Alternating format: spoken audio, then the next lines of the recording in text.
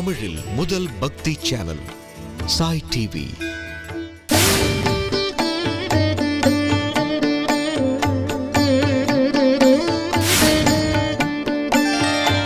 ஓம் ஸ்ரீநாதாதிகுருத்ரயம் கணபதிம் பீடத்ரயம் பைரவம் சித்தோகம் வடுகத்ரயம் வதயுகம் தூதைக்ரமம் மண்டலம் வீராண்யச்ச சதுஷ்டகஷ்டிநவகம் வீராவலி பஞ்சகம் ஸ்ரீமன்மாலினி மந்திரராஜதிகிதம் வந்தே குரோர்மண்டலம்.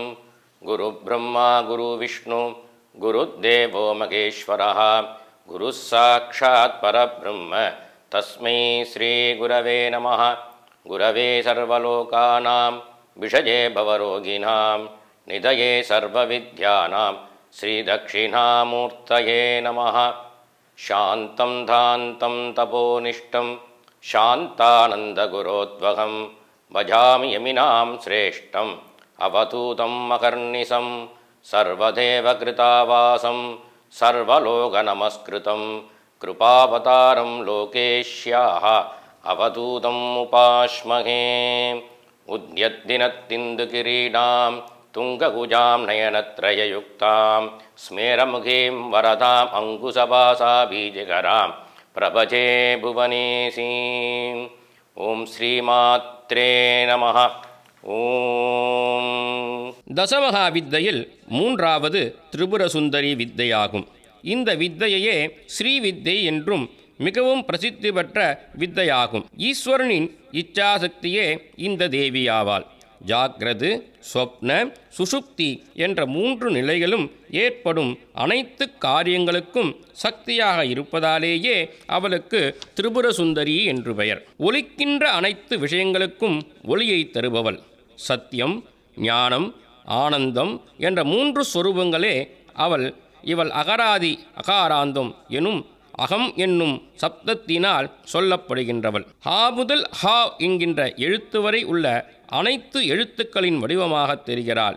இந்த அம்பாளின் தியான ஸ்லோகம்: அம்பாள் கோடி சூரிய பிரகாசத்துடன் 3 கண்களுடனும் 4 கைகளுடன் காட்சி தருகிறாள்.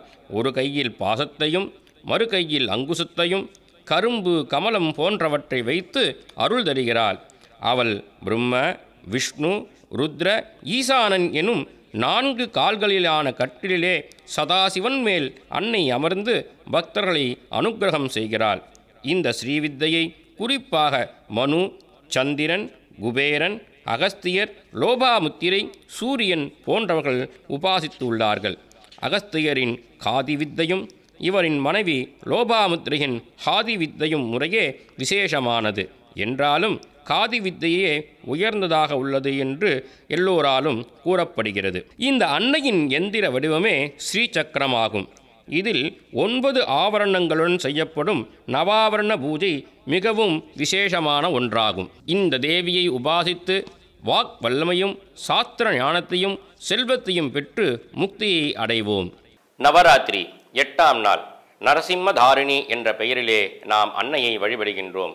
அன்றைய தினம் 9 வயது சிறுமியை மகா கௌரியாக பூஜிக்க வேண்டும். அன்றைய தினம் பத்மகோலம் போட்டு மருதேற்றி சம்பங்கி பூக்களால் நாம் அன்னையை பூஜிக்க வேண்டும். அன்றைய தினம் பால் சாதம், தேங்காய் சாதம், புளியோதரை, மொச்சை சுண்டல் போன்றவற்றை அன்னைக்கு படைப்பதனால் அன்னை ஆனந்தமடைகிறாள். அன்றைய தினம் புன்னாகவரடி ராகத்திலே அன்னையை நாம் பாட அதன் மூலம் நமக்கு இஷ்டசித்தி உண்டாகும்.